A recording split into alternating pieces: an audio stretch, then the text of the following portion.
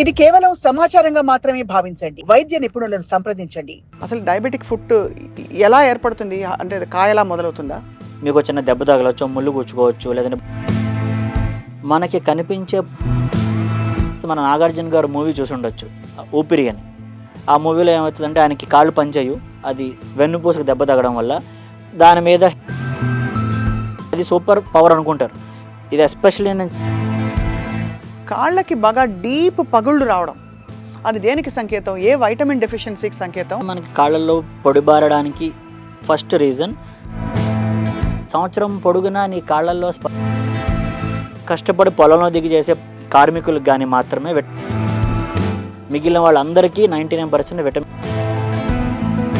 Sun screen రాసుకోవాలా, రాసుకోకూడదా? మనకి తెలియకుండానే మనకు ఇండియన్ స్కిన్కి ఆఫ్రికన్ స్కిన్కి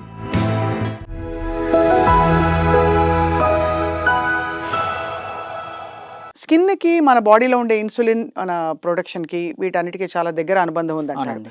ఈ డయాబెటిస్ వచ్చిన వాళ్ళకి డయాబెటిక్ ఫుట్ అని వస్తుందండి. అసలు డయాబెటిక్ ఫుట్ ఎలా ఏర్పడుతుంది? అంటే అది కాయలా మొదలవుతుందా? సో ఫస్ట్ దీంట్లో మనం తెలుసుకోవాల్సింది ఏంటంటే, మనకి రకరకాల కారణాల వల్ల దెబ్బలు తగులుతాయి, పుళ్ళు అవుతాయి. డయాబెటిక్ ఫుట్ అనే దానికి ఒక స్పెషల్ పేరు ఎందుకు ఇవ్వాల్సి వచ్చింది? ఎందుకు అంటే, ఇప్పుడు మీరు నేను బయట వెళ్తాము, తిరుగుతాము, you have our own daily life. మీకు చిన్న దెబ్బ తగలవచ్చు, ముళ్ళు గుచ్చుకోవచ్చు, లేదంటే బండి మీద వెళ్తూ కింద పడవచ్చు. 100 ways to get an injury. వీటన్నిటికీ ఎక్కడ మనం ఒక స్పెషల్ పేరు ఇవ్వట్లేదు. ఒక డయాబెటిక్ ఫుట్ మాత్రమే ఒక స్పెషల్ పేరు ఇస్తున్నాం. ఎందుకు అంటే, మనకి కనిపించే పుండు, ఇబ్బంది, దెబ్బ ఏదైతే ఉందో, కామన్ మ్యాన్ పర్సెప్షన్లో నాకు దెబ్బ ఉంది, ఒక పుండు తయారైంది, ఇది మానట్లేదు, దీనికి ట్రీట్మెంట్ తీసుకోవాలని వెళ్తారు. వాళ్ళకి తెలియని విషయం ఏంటంటే, ఇందాక మనం స్టార్టింగ్ మాట్లాడుకున్నట్టు మూలాలు. మా ఇంట్లో మా నాన్నగారికి లేదు, మా ఆవిడికి లేదు, నాకు మాత్రమే ఎందుకుంది? సో దానికి కారణం, మీకు షుగర్ ఉంది. మీ షుగరు కొన్ని ఏళ్ల తరబడి, 5 ఏళ్ళు, 10 ఏళ్ళు, 15 ఏళ్ళు, 25 ఏళ్ల తరబడి ఉంది. మీరు కంట్రోల్లో ఉంచుకున్నా కానీ విత్ టైం మీ బాడీలో దీనివల్ల చిన్న చిన్న మార్పులు అనేవి జరుగుతూ ఉంటాయి. కంట్రోల్లో లేకపోతే ఫాస్ట్గా మార్పులు జరుగుతాయి, కంట్రోల్ ఉంచుకుంటే మెల్లమెల్లగా జరుగుతాయి. సో ఆ మార్పులు ఏంటి అంటే, సింపుల్గా మీకు నాకు డయాబెటీస్ ఉందనుకుందామండి, అసలు నేను ట్రీట్మెంట్ ఎందుకు తీసుకోవాలి? ఫాస్టింగ్ 70-80 ఉండాలి, పోస్ట్ ప్రండల్ తిన్న తర్వాత 2 గంటలకు 140 ఉండాలి, నాకు 200 ఉందండి, అయితే ఏంటి, ఎందుకు తీసుకోవాలి అసలు ట్రీట్మెంట్? అది తెలిసిన రోజు వీటన్నిటికీ ఆన్సర్లు వస్తాయండి. అది అంటే డయాబెటీస్ని పెద్ద ప్రాబ్లంగా చూడరు చాలామంది. ఏముందిలే నడుగు అంటే చాలామంది HbA1c ఎంత అంటే 9-10 ఉందని కూల్గా చెప్తారు. యా, సో ప్రాబ్లం ఎక్కడ వస్తుంది అంటే, HbA1c కరెక్ట్గా మీరు ఏదైతే చెప్పారో, గత 90 రోజులు మీ షుగర్ ఒక రిపోర్ట్ ఇది. ఓకే, HbA1c నాకు 7 వచ్చింది, 8 వచ్చింది, 9 వచ్చింది, 15 రోజుల తర్వాత చేస్తే మళ్ళీ 7 వచ్చింది అంటారు అనుకోండి. So that is completely illogical. అయితే ల్యాబ్ రిపోర్ట్ తప్పు ఉండాలి, లేదంటే మీరు డేట్లు మర్చిపోయి ఉండాలి. ఎందుకంటే ఆ రిపోర్ట్ 90 రోజుల యావరేజ్ వస్తుంది మనకి. అవును. సో ఇప్పుడు దీంట్లో అసలు ప్రాబ్లం ఏమొస్తుందంటే అండి, ఎప్పుడైతే మన బాడీలో షుగర్ లెవెల్స్ పెరుగుతాయో, నార్మల్గా జరగాల్సింది మన ఇన్సులిన్ అనేది సెక్రీట్ అయ్యి, అది ఆ బ్లడ్లో ఉన్న ఎక్సెస్ గ్లూకోజ్ని తీసుకెళ్ళి మనకి స్టోర్స్లో పెడుతుంది. లివర్లో కావచ్చు, ఫ్యాట్ కింద కావచ్చు, స్టోర్ చేస్తుంది. మనకి మళ్ళీ అవసరం ఉన్నప్పుడు గ్లూకోగాన్ అనే ఒక హార్మోను దీన్ని మళ్ళీ ఎనర్జీ కింద రివర్స్ చేసి మనకు బ్లడ్లోకి ఇస్తుంది. ఎప్పుడైతే ఒక లెవెల్ కన్నా అది ఎక్కువ వెళ్తుందో, విత్ టైం మన బాడీలో ఇన్సులిన్ రెసిస్టెన్స్ డెవలప్ అవుతుంది. అంటే సరిపడా ఇన్సులిన్ తయారవకపోవడం, తయారైన ఇన్సులిన్ యాక్ట్ చేయాల్సిన విధంగా చేయలేకపోవడం.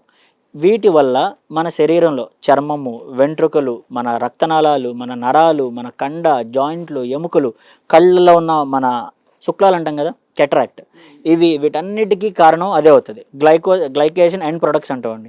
ఇవన్నీ వెళ్ళి మన శరీరంలో ఉన్న అన్ని టిష్యూస్లో అక్యూములేట్ అవడం వల్ల వాటి నార్మల్ ఫంక్షన్ అది చేయనివ్వదు. రైట్. ఇనీషియల్గా మనకి ఏదైతే డయాబెటిక్ ఫుడ్ గురించి మాట్లాడుకుంటున్నామో, అరికాళ్ళల్లో మంటలు, సూదులు గుచ్చినట్టు, కితకితలు పెట్టినట్టు అనేది ఇనీషియల్గా స్టార్ట్ అవుతుంది. దీన్ని మనం అశ్రద్ధ చేస్తే మెల్లగా మనకి మొద్దుబారడం స్టార్ట్ అవుతుంది. అంటే ఒక దెబ్బ తగిలినప్పుడు నార్మల్ పేషెంట్కి ఎంత అయితే నొప్పి వస్తుందో దాంట్లో సగం రావడము, పావు వంతు రావడం జరుగుతుంది. దానివల్ల ఏమవుతుందంటే, ఇదిలా నాకు తగిలింది, ఇంత పెద్ద దెబ్బ తగిలింది అనే విషయం కూడా మనకు తెలియదు. అవును. కామన్గా మీరు ఫేమస్ మన నాగార్జున గారు మూవీ చూసి ఉండొచ్చు, ఊపిరి అని.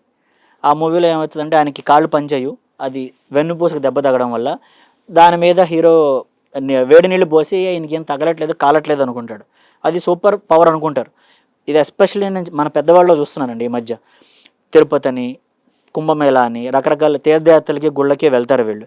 వెళ్ళినప్పుడు 99% ఆఫ్ ద ప్లేసెస్లో చెప్పులు లేకుండా వాళ్ళు ప్రదక్షిణాలు చేయడం, గుడి ప్రాంగణంలో తిరగడం జరుగుతుంది.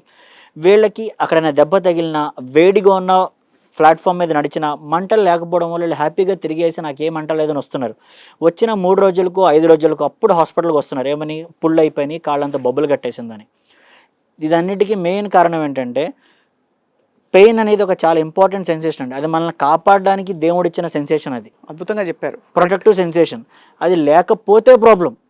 అంటే నీకు ఒక ఇబ్బంది ఉంది అని తెలిసిన రోజే నువ్వు దాని గురించి యాక్షన్ తీసుకుంటావు. నీకు ఆ ఇబ్బంది ఉన్న విషయమే తెలియనివ్వట్లేదు, నీ డయాబెటిక్ పెరిఫెరల్ న్యూరోపతి. సో అది చర్మం పరంగా. ఇదే ప్రాబ్లం అదే పాదంలో ఉన్న కండరాల్లోకి వెళ్తుంది. దానివల్ల ఎలా అయితే మూమెంట్లు జరగాలో ఆ మూమెంట్లు జరగవు. ఈ మూమెంట్స్కి అన్నిటికీ లోపల మనకి బోన్స్ని, జాయింట్స్ని కదపాలి. ఈ బోన్స్, జాయింట్స్ పొజిషన్స్ మారిపోతున్నాయి. ఎలా అయితే ఒక ఆర్కిటెక్చర్ మనకి ఇలా మీరు పాదం కింద పెడితే ఇక్కడ ప్రెజర్ పడాలి, ఇక్కడ ప్రెజర్ పడాలి, ఇక్కడ ఒక ఆర్చ్ లాగా ఉంటుంది, మిడిల్ ఆర్చ్ అని. సో జాయింట్లు పాడైపోవడం వల్ల ఇవి బెసికిపోయి ఈ జాయింట్స్ కిందకి జరిపోతున్నాయి.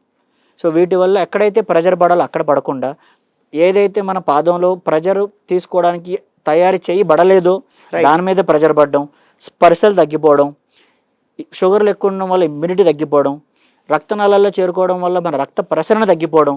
ఎప్పుడైతే ఇవన్నీ కలగోరుగా మనకి ఒక ప్రాబ్లం క్రియేట్ చేస్తాయో అప్పుడే అందుకే ఇన్ని ప్రాబ్లమ్స్ కలిపి మనకి ఒక డయాబెటిక్ ఫుట్ అల్సర్ తయారవుతుంది. కాబట్టే దీనికంటే ఒక డయాబెటిక్ ఫుట్ అల్సర్ అని ఒక సపరేట్ డెఫినేషన్ ఇవ్వడం జరిగింది. రైట్. ఎప్పటివరకు అయితే మనం ఆ పుండును మాత్రమే చూస్తుంటామో ఎప్పటికీ వాళ్ళకి ప్రాబ్లం రెక్టిఫై అవ్వదండి. దీనికి కారణం ఏంటి?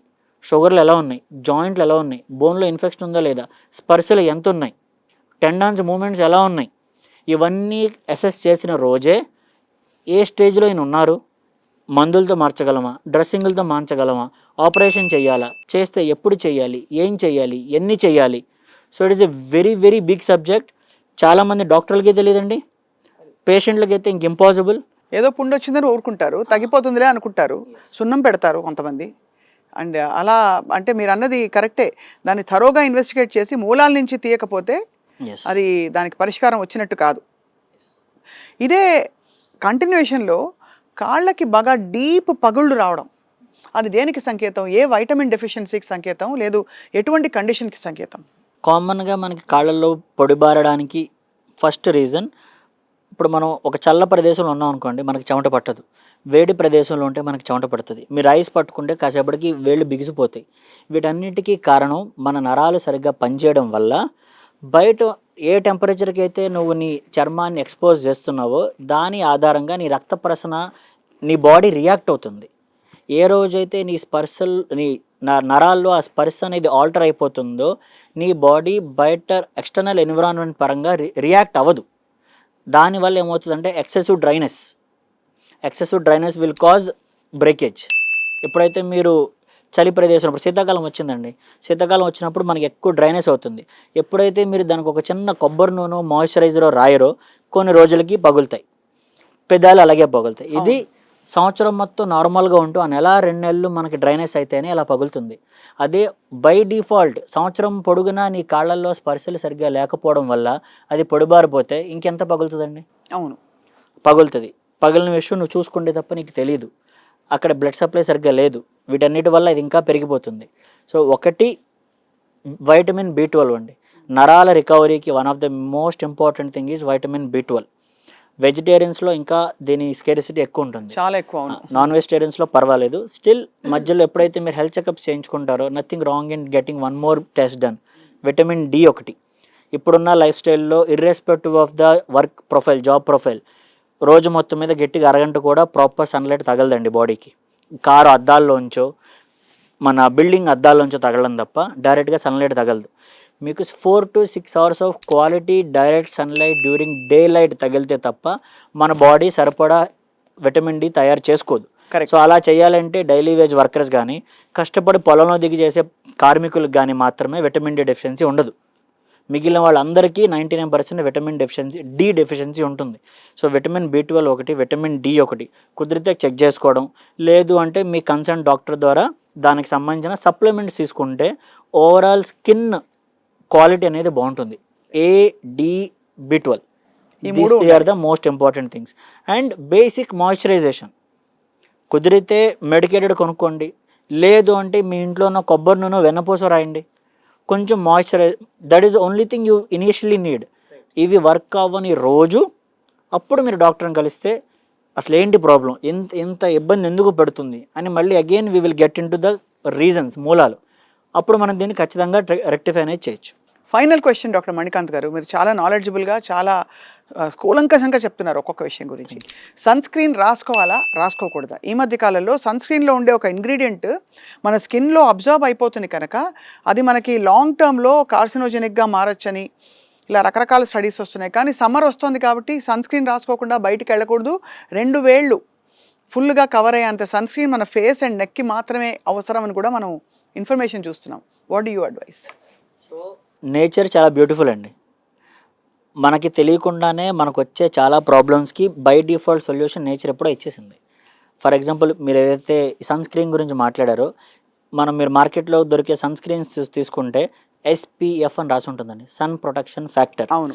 సో మన బాడీ, మీ స్కిన్ టోను, నా స్కిన్ టోను ఇలా ఉండడానికి కారణం, మనకి ఎండలోకి వెళ్ళినప్పుడు ట్యానింగ్ అవడానికి కారణం లైట్లో, మన సన్లైట్లో ఉండే UVB రేడియేషన్కి రియాక్ట్ అయ్యి మన బాడీలో ఉండే మెలనోసైట్స్ ఎక్కువ మెలనిన్ అని ప్రొటెక్ట్ చేయడం, తయారు చేయడం. So this melanin is protective to our skin. అందుకే మీరు చూసుకుంటే కొంచెం ఐడియా ఉన్న వాళ్ళకి ఇండియన్ స్కిన్కి ఆఫ్రికన్ స్కిన్కి స్కిన్ క్యాన్సర్ రావడం చాలా తక్కువ. కౌకేషియన్ అండ్ యూరోపియన్ వాళ్ళకి ఎక్కువ వస్తాయి, ఎందుకంటే వాళ్ళకి మెలనిన్ శాతం తక్కువ ఉండడం వల్ల. ఎందుకు అంటే our melanin gives a natural skin sun protection factor. So అది మనిషికి 15 నుంచి 30 SPF is inbuilt right in our skin. So మీరు ఎప్పుడైతే బయటకు వెళ్తున్నారో, డిపెండింగ్ ఆన్ ద ఎక్స్పోజర్, నేను ఎక్కువసేపు ఎండలో ఉంటాను అంటేనే మీరు సన్ స్క్రీన్ నిజంగా రాసుకోవాల్సిన అవసరం ఉంది. సెకండ్ థింగ్, ట్యానింగ్ నుంచి ప్రివెంట్ చేసుకోవడానికి సన్ స్క్రీన్ రాసుకోవాలి తప్ప, అట్లీస్ట్ ఇండియన్స్ స్కిన్ క్యాన్సర్స్ నుంచి వాటి నుంచి ప్రివెంట్ చేసుకోవడానికి సన్ స్క్రీన్ రాసుకోవాల్సిన అవసరం లేదు. అంత పడి 3 గంటలకు ఒకసారి రాసేసుకుని పొద్దు నుంచి రాత్రి దాకా అవసరం లేదు. ఒకవేళ నిజంగా మీరు రాసుకోవాలనుకుంటే మినిమం 45-50 ఉన్నది రాసుకోండి, ఎందుకంటే ఆల్రెడీ మన బాడీకి 15 to 30 SPF ఇన్బిల్ట్ ఉంది. మీరు బయట మార్కెట్లో కొనుక్కుని మళ్ళీ అదే SPF 30 రాసుకుంటే డజంట్ మేక్ ఏ డిఫరెన్స్. 50 రాసుకోవాలి. ఆ రాసుకునేది ఎందుకంటే మీరు చెప్పిన విధంగా కనిపించినట్టు రాసుకోకూడదండి, అది థిక్గా ఉండాలి. మినిమం 3 to 5 millimeters థిక్నెస్ ఉంటేనే మీకు సన్ స్క్రీన్ అనేది పర్ఫెక్ట్గా పనిచేస్తుంది. మీరు మన క్రికెటర్స్ని చూస్తారు టెస్ట్ మ్యాచ్లు ఆడేప్పుడు, ఆ వైట్ కలర్ ఉంటుంది చూసారా, so that is because of they applied there sun screen appropriately. చాలా నాలెడ్జబుల్గా, అసలు చర్మం the biggest organ in the body. చర్మానికి సంబంధించి వాళ్ళ ఎన్ని విషయాలు మాట్లాడాం డాక్టర్ మణికాంత్ గారు. సో తప్పకుండా మీరు మళ్ళీ రావాలి. అలాగే మేము కూడా మీ క్లినిక్, మీ ప్లేస్ ఆఫ్ ఆపరేషన్ ఇకిగా క్లినిక్ వచ్చి వీళ్ళు డెఫినెట్లీ మీ ప్రొసీజర్స్ ఒకసారి చూసి తప్పకుండా ప్రేక్షకులకి తెలుపుతాం, చాలా విషయాలు తెలుసుకుంటాం. హెయిర్ అండ్ స్కిన్ గురించి లాట్ ఆఫ్ ఇన్ఫర్మేషన్ టుడే. నమస్తే. Thank you so much.